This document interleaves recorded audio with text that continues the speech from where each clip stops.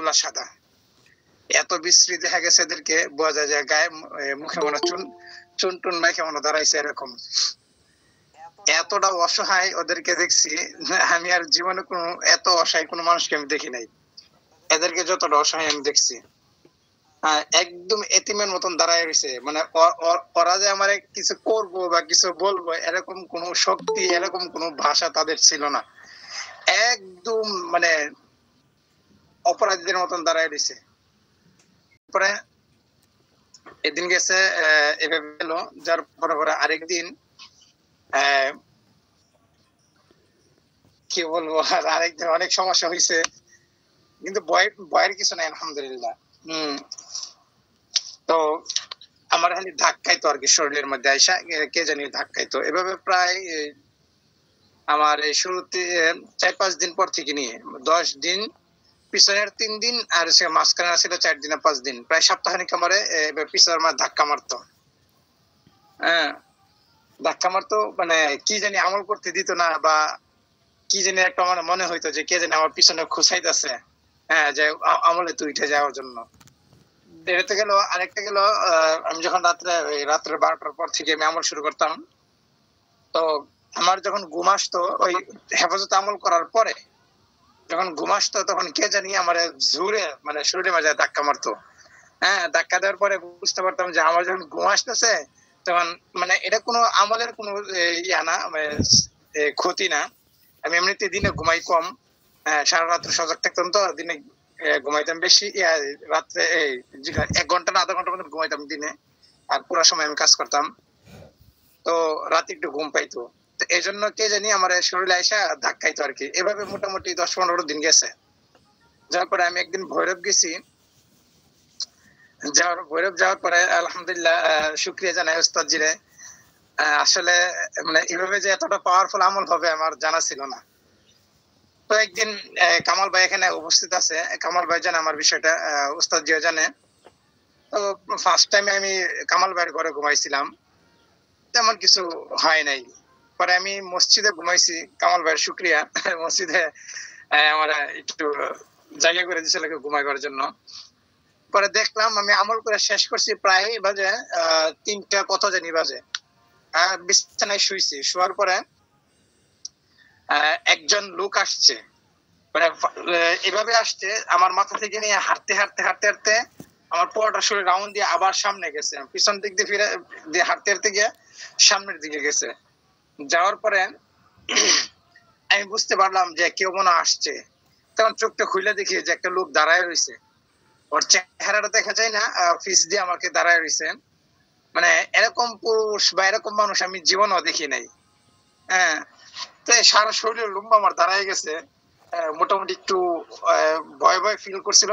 রাত্রে মসজিদের ভিতরে শুইছি, পাশে একজন মুরব্বী ছিল, উনি একদম মানে ঘুমে, প্রচন্ড পরিমাণ উনি ঘুমিয়ে আছে আর কি। তো আমি ভাবলাম যে দেখি উনি কে। পরে সাহস করে উপস্থিত গিয়া ধর্ম, এই মুহূর্তে ওই মুরব্বী করছে কাশি মারছে, কাশি দেওয়ার সাথে সাথে এই লোকটা চলে গেছে। আমি মনে রেখে ধরবো আর সাথে সাথে লোকটা চলে যাওয়া।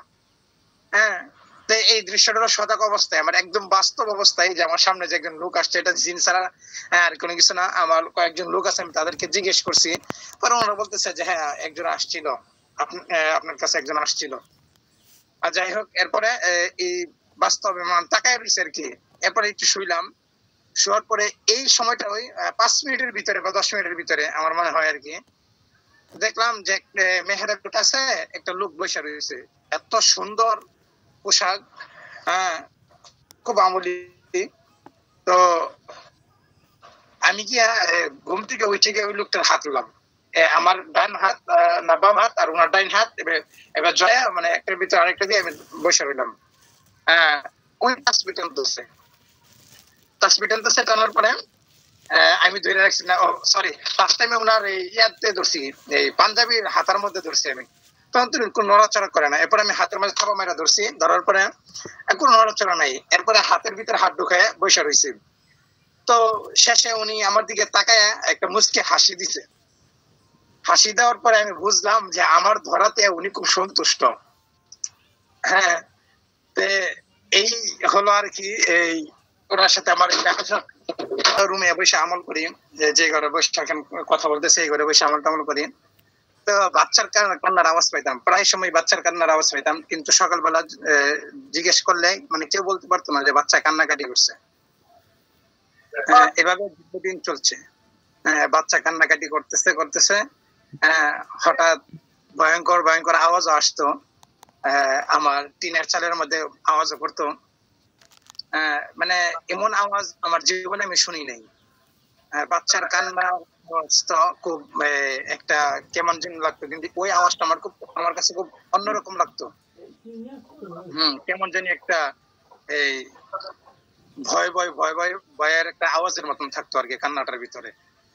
তো এইভাবে দীর্ঘদিন চলার পরে আলহামদুলিল্লাহ পরবর্তীতে উস্তাদের কাছে শেয়ার করার পরে এরপর 2-3 দিন মানে চলার পরে আস্তে আস্তে এটা নরমালি হয়ে গেছে।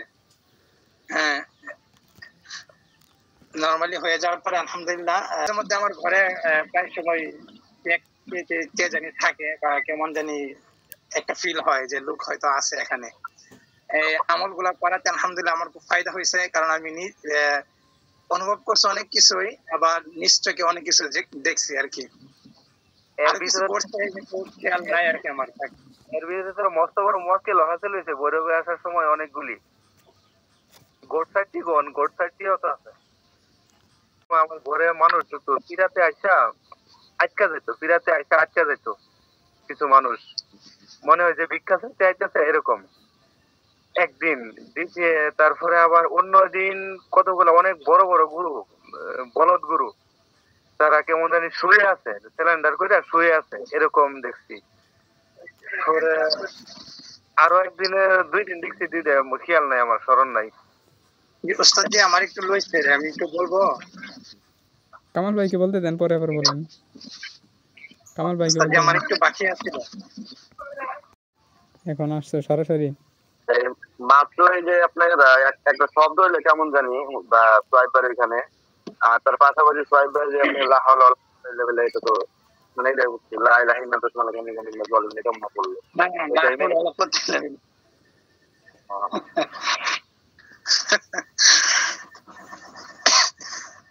আমার পক্ষ থেকে সালাম জানাই। না চলে গেছে।